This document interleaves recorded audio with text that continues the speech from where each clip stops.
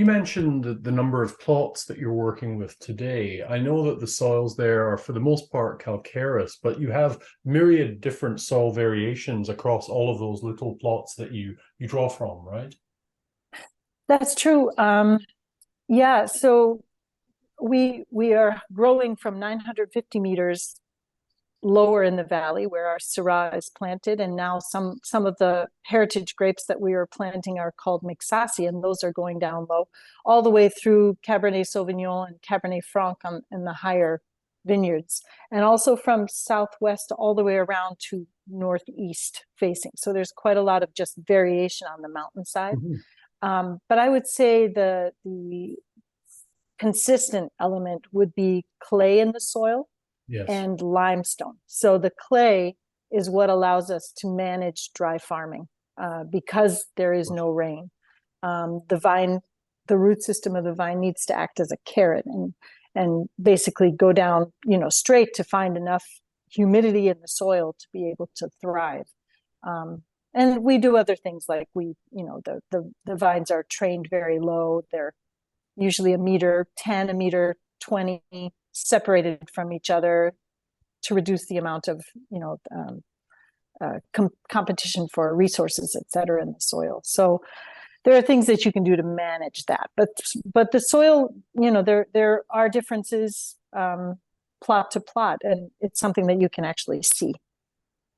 For want of a better term, you chose to go down the kind of Bordeaux route when it came to grape choices for the most part. I've heard your husband actually say online that he prefers being compared to the Italian Bulgaria region than he does Bordeaux. But what are your thoughts there?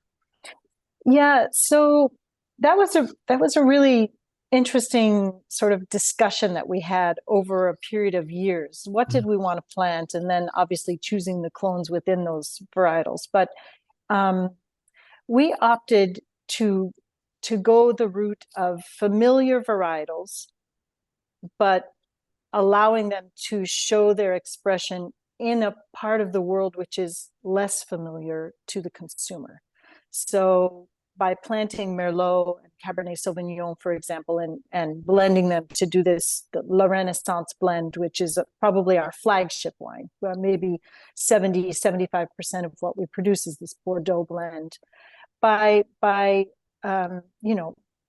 creating something that was going to be familiar, but also not, I think it probably allowed us to be something that consumers, especially someone in your position as a former, as a sommelier working in the trade in restaurant situations, you could say to your customers, hey, I know your tastes, and I can always offer you this. And if that's what you want, great. But if you're interested in trying something which is going to blow your mind, Yep, yep.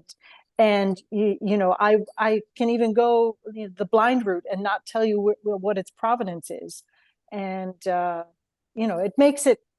There's always so much to learn, right? In our industry, there's always more to understand, and there's just the learning curve is fairly steep. And growing wines in Lebanon, we wanted, it's 8-9 million bottles as a country nationally total production, which is this much, it's a drop in the world stage. But when you can do really nice wines and have them express where they're coming from, I think that's the ideal. Now, when I first started studying wine, there were a certain producer from Becha Valley that I became very familiar with. How does the terroir differ from that of the Becha Valley when one is talking about because the grape varieties are quite similar across many properties down there, and what you Frequently, yeah. I mean, there are some producers who are using more local, heritage varietals than yes, us. yeah, We're yeah. just using this Mixasi grape. But the Bekaa itself, I think it would probably run about 80% of all of Lebanon's wines, Oh, and really? most of Lebanon's agriculture happens in the Bekaa Valley. And it's so if you can picture the region, the Mediterranean Sea, mountains rise up out of the Mediterranean. Yep. I don't actually know which way to orient for you, but maybe the Mediterranean Sea is here and this is west. There are mountains that rise up here. Our project is looking out this direction. Yes. If you go up over those mountains, you've got the Bekaa Valley between, on this side mountains and on this side. This is the border with Syria. So the Bekaa Valley runs north to south, and it's generally flat, and there is a water table. I haven't tested it myself, but what I understand is that it's about 2 meters below the level of the soil. So there is a water table that, with regards to all the agriculture being there, the majority. Right, right. Exactly. And I know some wines are grown on the mountainsides on either side, but you've also got, an element of higher temperatures during the day and probably lower temperatures at night, whereas the variation in our area is much narrower. Like I said, 85 and sunny, and in the evenings it would get down into the high 60s maybe. So there are differences. I can't speak to the soil qualities. I'm not as familiar with that, and I don't want to overstep. But yeah, there are differences, and I think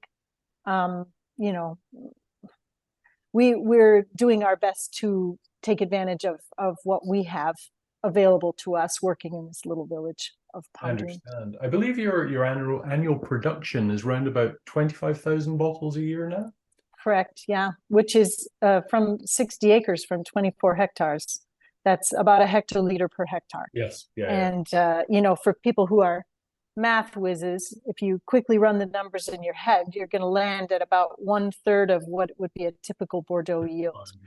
And there are lots of reasons for that. I mean, the dry farming, working on a mountainside, almost everything is done by hand, which is exactly how we want it to be. We could be working a lot more land than we are, but then I think we would lose something in terms of, how much oversight we have about the end product. I have to ask you, where does most of that wine go to? Where does it end up? Yeah, so if you'd asked that question about 12, 15 years ago, I would have had a certain answer. And now, with all the challenges that the Lebanese have faced sort of generally, politically, economically, that terrible explosion, etc., I think we're landing closer to probably 2/3 of our wines are probably exported. We do have a small hotel and restaurant property in the village, and the restaurant is obviously where most of our wines are sold domestically, although we're in all of the major hotels, and restaurants kind of come and go. So Lebanon has a very interesting tourism scene, which it's stayed fairly healthy considering everything that's going on, and we're a part of that to a small degree. But I think we didn't expect that we would be exporting quite that amount of wine initially. I think we were hoping to land at around 50%. We have, some nice markets around the world.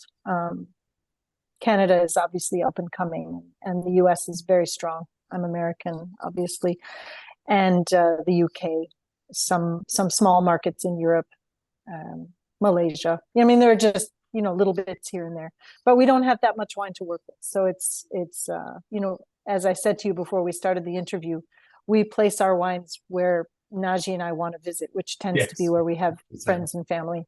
So. Well, Jill, thank you very much for joining us at Good Food Revolution today. I really appreciate your time, giving us an insight. Absolutely. Down there at Chateau Belle-Vue. Hopefully we'll see you in Ontario at some point in the not too distant future.